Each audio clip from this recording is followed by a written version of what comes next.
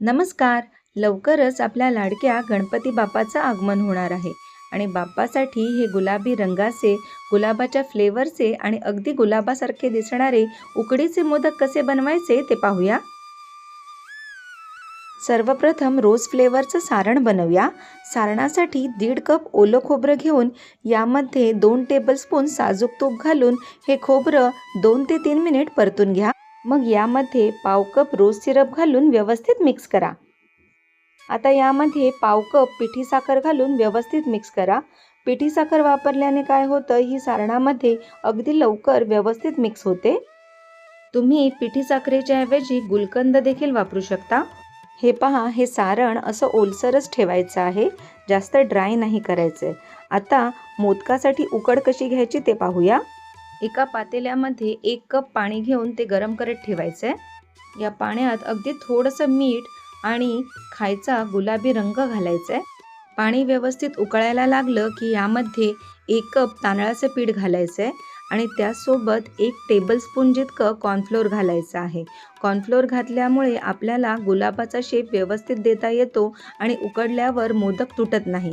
आता हे लगेचच आपल्याला ढवळून शिजवून घ्यायचं आहे. पहा, हे पीठ व्यवस्थित मिक्स झालेलं आहे.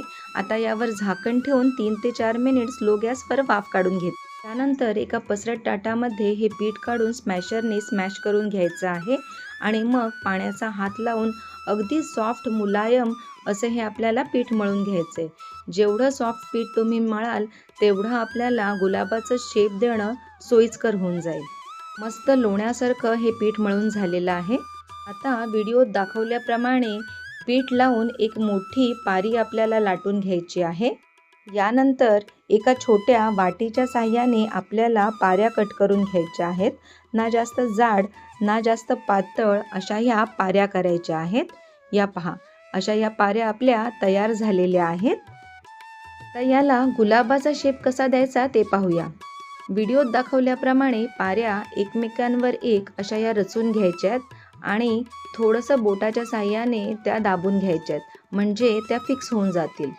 नंतर आपल्याला जेवढा मोठा गुलाब हवा आहे तेवढ्या पाऱ्या लावायच्या आहेत. इथे मी 4 पाऱ्या एकमेकांवर एक रचून घेतल्यात. त्यानंतर सारण असं मध्यभागी ठेवून घ्यायचं आहे. व्यवस्थित असं मध्यभागी हे अरेंज करून घ्यायचं आहे आणि त्यानंतर व्हिडिओमध्ये दाखवल्याप्रमाणे आपल्याला हे फोल्ड करायचं आहे.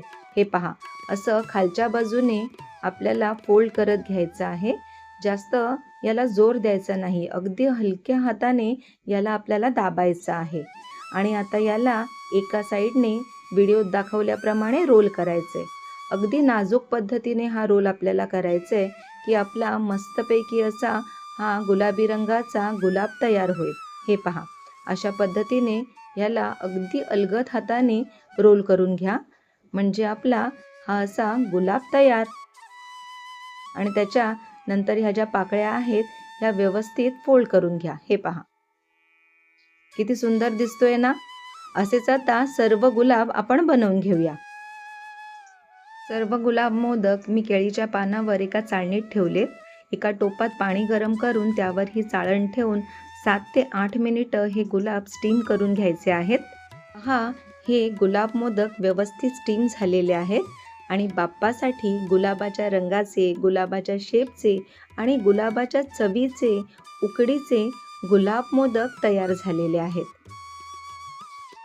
तुम्ही हे उकडीचे मऊ लुसलुशीत असे गुलाब मोदक नक्की ट्राय करून पहा आणि तुम्हाला ही रेसिपी कशी वाटली हे मला कमेंट्स करून सांगा. आपल्या लाडक्या बाप्पासाठी आणखी काही वेगवेगळ्या पद्धतीचे मी मोदक करणार आहे. त्यामुळे माझ्या चॅनलला लाईक, शेअर, सबस्क्राईब करायला विसरू नका. धन्यवाद.